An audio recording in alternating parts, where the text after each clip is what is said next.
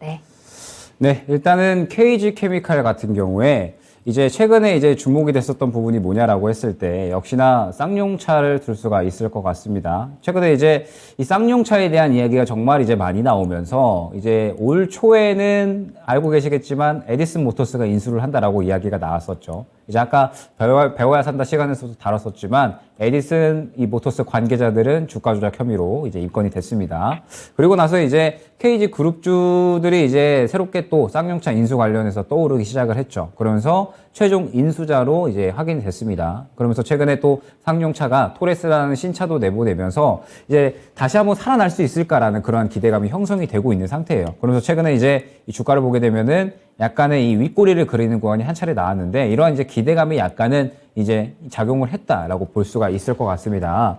그러면서 이제 시청자님께서 말씀을 주신 부분이 결과적으로는 추가 매수에 대한 부분인데 저는 아직까지는 추가 매수는 이르다라는 부분이 중요할 것 같습니다. 왜 그러냐라고 했을 때 일단 이제 KG 케미칼이 문제는 무엇이냐라고 하면 쌍용차에 엮인 부분이 사실 오히려 좀 문제가 될 것 같아요. 사실 이제 워낙에 실적이 안정적인 종목이거든요. 그러면서 이제 올해 이 실적만 봐도 굉장히 긍정적으로 잘 나왔습니다. 그럼에도 불구하고 실적에 대한 부분들이 크게 주목을 좀 받지 못하고 그러면서 이제 쌍용차에 대한 부분들이 이제 주로 또 주요한 모멘텀으로 작용을 하다 보니까 시장에서 이제 크게 움직이지 못하고 있는 그러한 상태거든요. 때문에 지금 현재 이 KG 케미칼 같은 경우에는 어떤 이 쌍용차에 대한 이야기가 끝날 때까지는 아직까지는 이 추가 매수에 대한 부분은 조금은 리스크로 남겨져 있다라고 보고 있고 시장에서 이제 주목할 만한 무언가 이제 이 구간이 나타난다라고 했을 때는 마찬가지로 결국엔 다 일맥상통하겠지만 수급이 들어가는 부분이 나오게 될 겁니다. 최근에 이제 보게 되면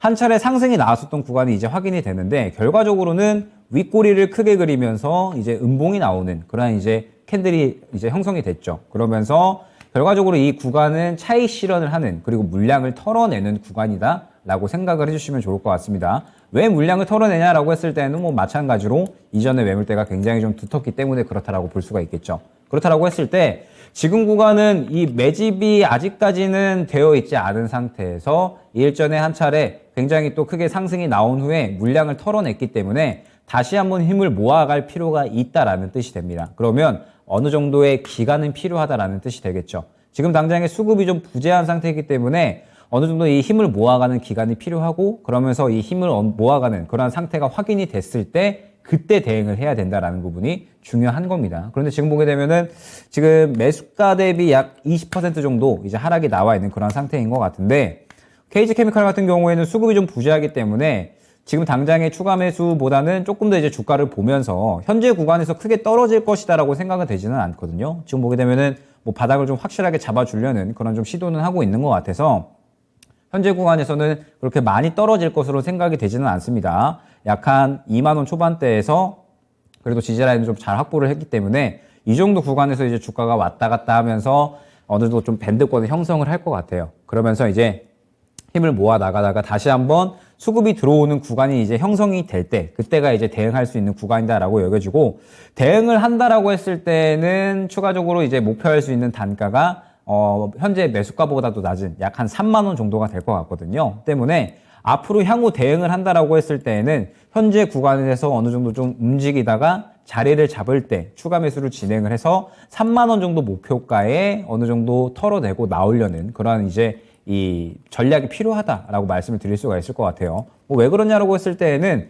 현재 일전에 쌍용차 관련돼서 움직였을 때 이 매물이 너무나도 강력합니다. 때문에 이 구간을 바로 뚫어주기에는 힘들 거예요. 앞선 현재 이 3만 원까지의 매물대 정도는 충분히 또 다시 한번 시장에서 자리 잡게 되고 이야기가 나오게 되면은 소화는 해줄 수 있을 것 같은데 3만 원 이후 구간은 굉장히 좀 강한 이슈가 필요하다라는 점 때문에 이 정도 구간에 도달을 했을 때 그때 이슈의 어떤 강약의 조금 정도를 파악을 해야 될 것 같거든요. 때문에 일단은 1차 목표가는 3만 원으로 설정을 해주시는 게 좋을 것 같고 현재 구간은 말씀드렸듯이 이 수급이 좀 소외되어 있고 죽어 있는 상태이기 때문에 계속해서 이제 현재 이 구간을 왔다 갔다 할 겁니다. 2만 원 초반대부터 2만 5천 원 정도까지 그러다가 다시 한번 힘을 모아서 3만 원 정도까지 돌파하려는 그러한 이제 시도는 할 것으로 보여지거든요. 그리고 그러한 시도를 할 때 수급이 받쳐준다라고 하면은 추가 매수를 해서 평단가를 3만 원 이하로 낮추고 대응을 하는 게 가장 적절하다라고 볼 수가 있을 것 같습니다. 그리고 이 1차 목표 반등가인 3만 원까지 도달을 했을 때